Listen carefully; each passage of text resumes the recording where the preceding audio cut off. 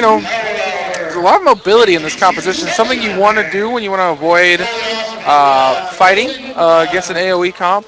Blitzcrank really can add, that dynamic that only Blitzcrank can add right now in the format, which is those pools that really allow you to just set up a 6v4, or sorry, 5v4. Just one good pool and you can win a game. That's kind of the only thing I'm noticing here is this is a jungle, Yeah, a this jungle is blitz. shout out to Coach. Yeah, I think that's the last time we saw Blitzcrank Jungle. we Was used to Summer Showdown. jungle blitz and jungle KO, so a little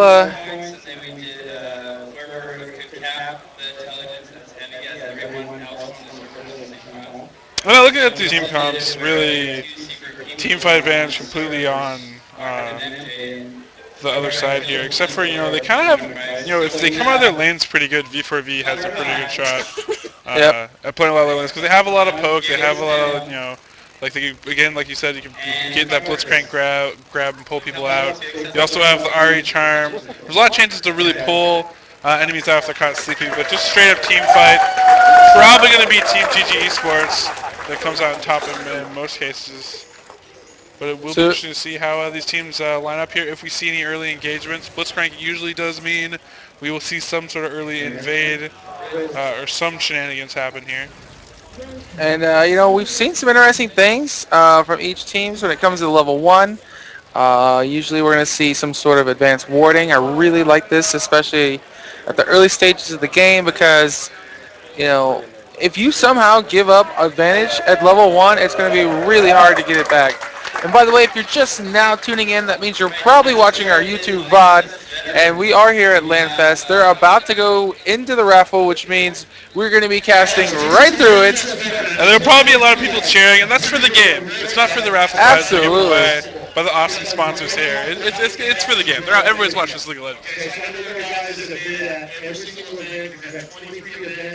And both teams kind of they're in the right position to play out of that, but they're just probably going to swap positions here.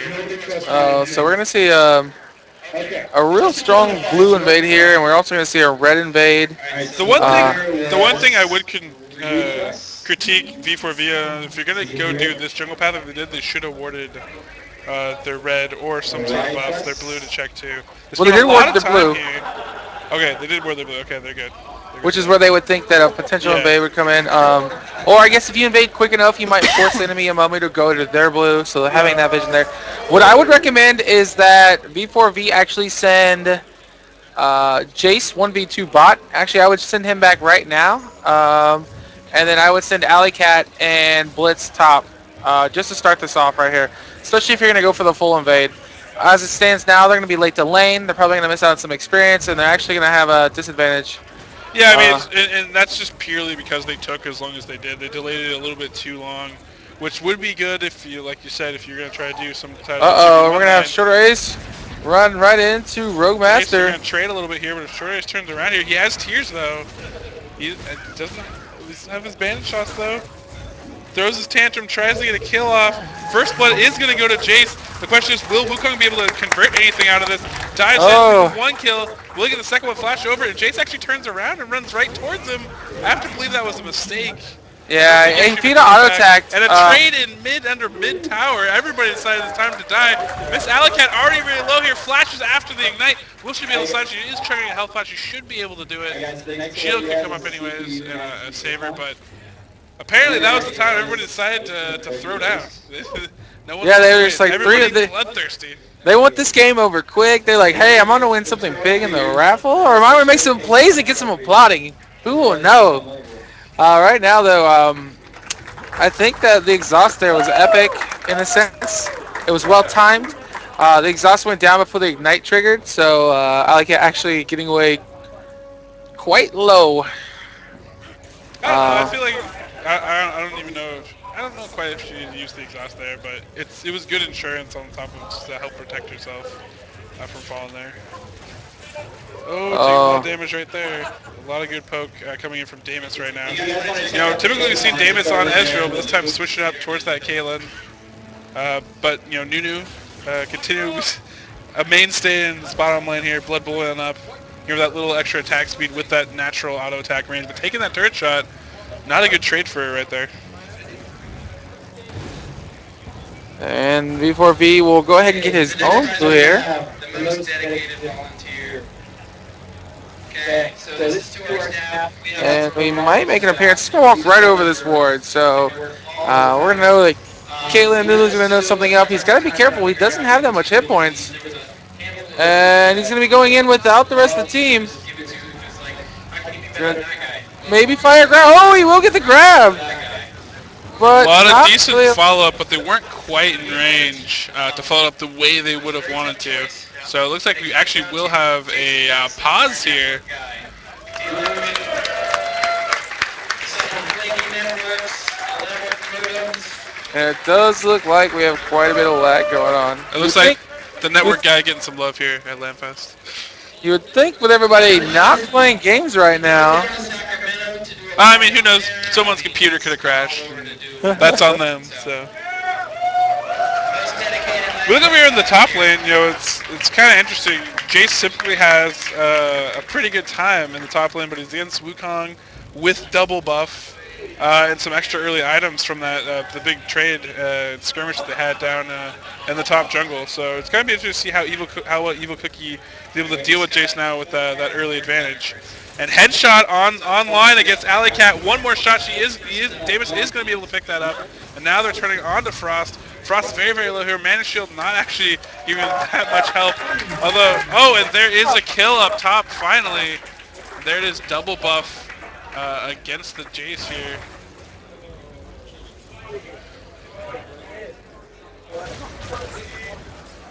Yeah, right now, a lot of depth right now. We got 7 kills in 5 minutes. It's good pace. Pretty, it actually might be quite, average for the most of the games we've seen so far. I'm really excited to see how this Cardias Ari matchup. Ari hasn't been using mana quite a bit, so potential dive coming in on bot lane. Looks like a Momu just trying to take a peek.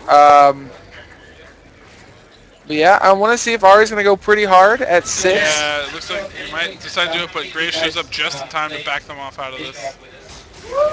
We had some fun rules. It's midnight mini golf team deathmatch. The problem right here is Oriana's actually pretty decently ahead. You can see she's actually ahead in levels and experience, so she's gonna, Kardis has been pushing pretty hard here in this mid lane. And the thing is normally, typically, Ari, the cool thing to do is, you get out of lane with her. She's super hyper mobile. But the fact is Oriana can actually chase and rotate with the best of them, especially just because of dissonance. So it might actually be, she might be able to, if Kardis, as long as his head, Oh, this is not going to his work out head's up, well here. he's gonna be able to rotate. Momu's here. He's actually got a level head, and Cloud doesn't have any mana. Um, it's kind of a timing thing. It's something you get when you build a rapport as a jungler with your solo lanes, or even in general, just becoming a better jungler. You want to focus on communicating. Hey, I'm gonna make a link. Making a gank attempt here in 15 seconds. I'll be there in 30 seconds. I'm gonna go do this buff first. It really gives your lane mate kind of advanced warning or what to expect. If you're like, yeah, I'm gonna gank mid, and I'm on my way to gank mid, it's like, hey, I got no mana to follow up. It's Well, I mean, yeah, I mean, it's not on. I mean, it's both. It's an information game. Every lane should be calling, hey, this guy's pushing up on me. And if you are thinking about coming mid, it should be a question, not, hey, I'm just coming mid. I mean, if you see something that's completely open and you see everything working out, then yeah. But a good thing to do is just be like, hey, ask, like, hey, can we get a gank on mid, or do you think you can get him low? Do you think you can get him to burn, flash or whatever, or some sort of escape ability, something like that? Try to trick him a little bit. Maybe if you're at Nivea, you want to try to bait him into egging you, then have your jungler swoop in, stuff like that after a trade. So there's a lot of different things, and communication is really the key to all of it. Yeah, and so what we just saw was Oriana blowing a full combo, including Ignite, to try and get to either get a kill here on Ari or just get her out of lane. She did force her to pop her ult to get away. And so Ari's going to have to back off here and go for a quick shot back to the well. And Jace going to chase Wukong here, but he's going to walk right into that. Oh, and he's already got a level advantage, so Jace is going to go down here. And Evil Cookie looking really strong at 4-0. Yeah, and I mean, really, it's all on that start, that early fight, the misclick that brought Jace back in, got him killed early, and And really to think back on it, Jace didn't have much of a choice running into the enemy's turret. There wasn't many places he was going to be able to run after he flashed. I maybe forgot a little bit there what side he was on, but um, yeah, the early fight paying off huge for the top lane and really giving GG Esports a pretty good advantage because keeping Jason Raps is exactly what you want. Great banish toss on the Cloud. Cloud really has nowhere to go here. The best case scenario would have been to die to Mumu if anything. But Karthus is going to be able to pick up that kill and keep farming here in the mid lane. And he's really going to start to pull away here. Not that he already hasn't, but it's going to start to get pretty bad here, it looks like, for the V4V team in this mid lane. Yeah, I think they're going to be able to put quite a bit of damage on this bot lane turret. I don't know if it's worth diving here. Maybe just farming this creep wave and taking the turret or putting it down really low. But right now, Amomo's just kind of so far ahead, and if they are going to try and use Blitz to make a play, there's not much they're going to need Blitz to be somewhat relevant in levels and experience and also with a team. But right now, it's getting a little out of control. To me, the thing about junglers is you kind of want them to be like another, they're not necessarily always going to be like a full-up champion, but you want them to be, pretty decently farmed. But in this case, Blitzcrank to me isn't a champion that necessarily, like he can be strong with a decent amount of farm, but really he doesn't have to be. Having him, if they would have put him in lane, maybe to be part of like that bot lane as support, it might have been better for them to try to run him as a jungler. I'd be interested to see why they decided to go with that, especially after Blitzcrank really, really low here, trying to kite that blue buff. But you really have to use him more like counter jungle, try to pull some buffs from the wall, make something happen, as opposed to how they're using him now, which is just kind of jungling. Hasn't made a ton of moves on the map, and really at this point it's been kind of irrelevant so far. Yeah, I do agree. And and I keep looking down here at this bot lane, and I'm not a big fan of the Graves Lulu pairing. Again, yeah, I agree. I'm just like, I like the idea that CC, there might be a little bit more burst, but it's not quite focused enough for me. It's not quite aggressive enough and for Graves, because Graves should be able to come in here, and be able to do some damage and deal some trades, especially against a lane with no sustain. I mean, that would be the dream, right? Is to get in there, get some burst damage on to Caitlyn and keep her off you. But now she's kind of gotten ahead of you. You're pretty much playing defensively, and as a Graves, you don't want to do that because Caitlyn's just going to completely dominate you with that range. And now Yeah. with the Blood Boil getting stacks, like it's all sorts of trouble.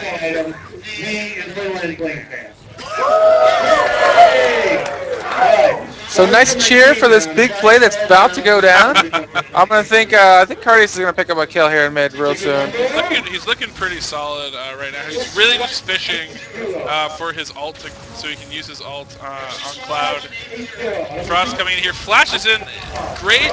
Actually flash out, pulls him into the turret, able to pick up another kill there. Out of mana is Ari. Meanwhile, in the bottom lane, huge trade coming out here. Shin's gonna flash out of the Absolute Zero, but it's not gonna matter. Absolute Zero also putting out the remaining minions. They're gonna be able to take this bottom turret. Looks like Ari is backing up as well. Pink for Dragon going down, and this should be a well-earned Dragon for GG Esports. Early in the game, 11 minutes. Yeah, big props here to the plays going down here for the blue team.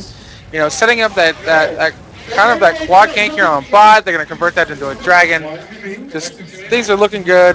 And Wukong going in there, and Jace really stands no chance there. And Wukong's almost, he's not as prolific as the Riven top that we see a lot more commonly, that, really pulls over the AD, but he pretty much does the same thing, once he gets that advantage. At any top lane, usually when you get advantage, you can pull over this. But in this case, Wukong, with his skill set, with, the decoy and he has his gap closer and his ult with the pop ups a lot of damage, he puts out a ton of damage when he get ahead. And we already see him rocking, he looks like he's rocking just Brutalizer right now. And Jace's having a really hard time dealing with this. But yeah, just a little bit of background here. I don't think you guys can see the chat, but definitely some demoralization going on here for V4V. They're basically, I don't know, it's not so much a thing of giving up, but they're kind of talking it out. I think it's pretty much all but given up at this point. And I know there's some encouragement here from the blue team saying, don't give up. Never surrender. Hey, tournament game. It is a tournament game. I don't think this game is going to go epic like our first tournament Lanfest game did. with the Power base plus. race and creep view. Oh man, that game. If only that was captured. Oh man. I would cry every time while watching it. And And Ori ball does not land.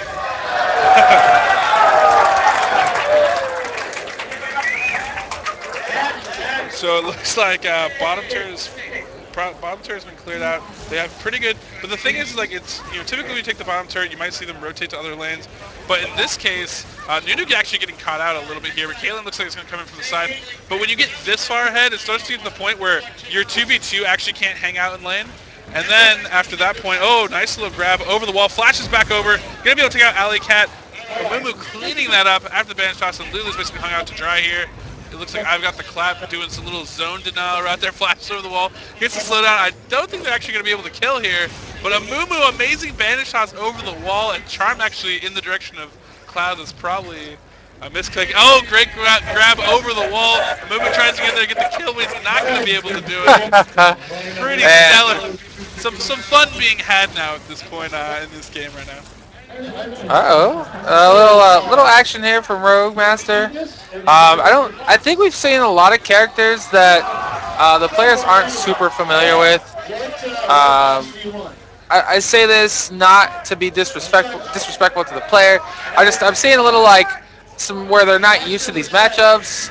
Maybe they feel like they got counterpicked, but I think if you're going to go into kind of a tournament life to game, I think try and go with something that's comfortable, and it doesn't look like they're really that comfortable with these champs. Well, I mean, yeah, when it comes down to what we're describing, it's like it's not necessarily that you're terrible with the champ, but it's more a matter of like is the level that you play at like tournament ready level.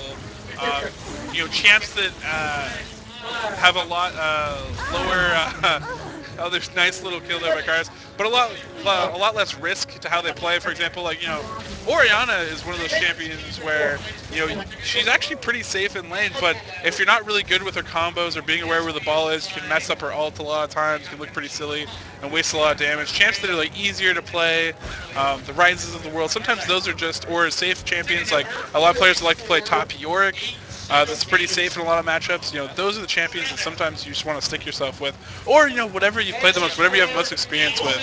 Sometimes that's better than trying to play this game of like, you know what, Jace is good. Let's play Jace on top. And not necessarily that Jace is necessarily playing bad. I mean, there's a tough situation. Most people don't win when they get behind in top lane. But just in general, when you pick up a champion, it's like, how super confident are you? As we can see here, I haven't seen Alley Cat play any other ADs in lane, but I definitely know that she's pretty much just been playing just Graves. And not that AD is the hardest role to actually switch between carries. It's probably one of the easiest. But at least for this circumstances, she's definitely sticking with Graves because that's what she's come from with.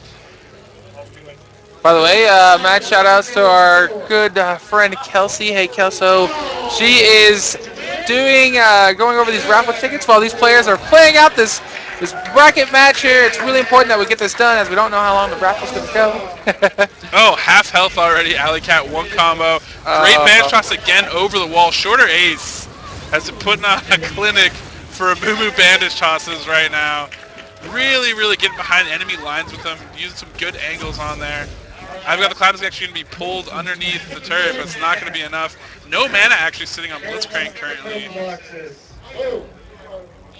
He's safe here. Shorter ace. Oh, little vision over the wall. Banish toss just barely misses again. Alley Cat just teasing him right now. And it looks like a lot of pressure going on this mid turret. They might be able to take it. A lot of members of the red team coming back up. They'll be close if they decide to stick it on this. They might want to back off. Make sure nothing bad happens, but they should be able to get this turret. It looks like some damage coming in here. Gates popped. They're trying to run it down. I don't think they're going to be doing good dissonance right there, slowing down a lot of the enemy team. Ult coming in, putting in heavy damage, and now we might have the trade. There is the decoy, jumps in onto Alley Cat, pops ult. Ult just a little bit late, is not able to catch Alley Cat, trying to run her down. Will she be able to do it? No, she won't. Cloud coming in there, saving her. And that is what teammates are for. Meanwhile, you've got this the Caitlyn and Nunu just doing their things, pushing up some bot lane. Yeah, I mean, this is probably going to spell a lot of damage on the bot turret, if not the bot turret going down. Curly, and this is kind of the problem when the bot lane gets this far ahead. Cardi's jumping in there, sealing the deal on that kill. And really, there's nowhere.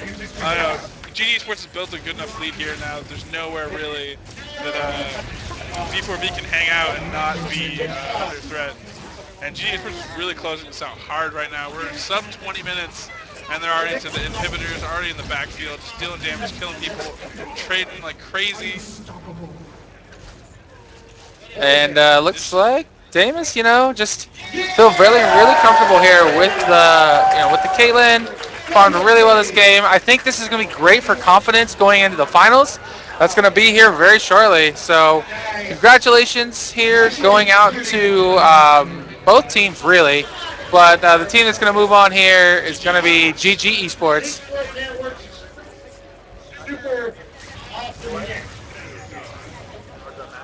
All I gotta do is just clean this up a little bit. Take the. Might have a moral victory here. We got the slow on to Damus. Damus might be going down here. It looks like it's going to be juggled. Blitzchang's going to be able to pick that kill. Cardi's still in the mix. Possibly thinking about doing some damage. Gate coming down, all coming down, stopping the pursuit. And actually is going to give him enough breathing room to hopefully be able to escape out. But Gate will pop just for a little bit. Distance going down yet again. And oh wow, V4V Cloud jumping in there, but Amumu is right there. And that was actually pretty dirty.